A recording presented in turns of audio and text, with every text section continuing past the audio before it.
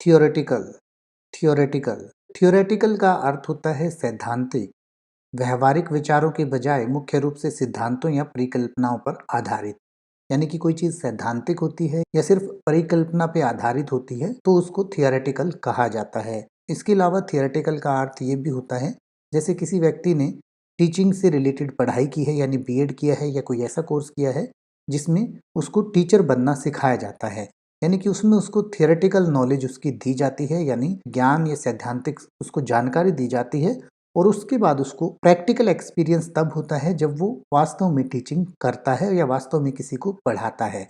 इसके अलावा थियोरेटिकल को आप इस तरीके से भी समझ सकते हैं जैसे कि हमारे इंडिया में ज़्यादातर गाड़ियों की स्पीड थियोरेटिकली तो 180, 200, 240 तक होती है, लेकिन प्रैक्टिकल लाइफ में यानी कि व्यवहारिक जीवन में वो 100, 120 तक ही चल पाती हैं। बाइक की स्पीड भी आप देखेंगे तो 180, 190 तक होती है, तो उसको आप एक थियोरेटिकल स्पीड कह सकते हैं। यानी कि थ्योरी में तो वो स्पीड है, यानी कि सिद्धांत में तो है, परिकल्पना में तो है, लेकिन प्रैक्टिकली वो नहीं है, तो इसको ही थियोरेटिकल कहते हैं। इसको इस सेंटेंस से और अच्छे से समझ लेते हैं।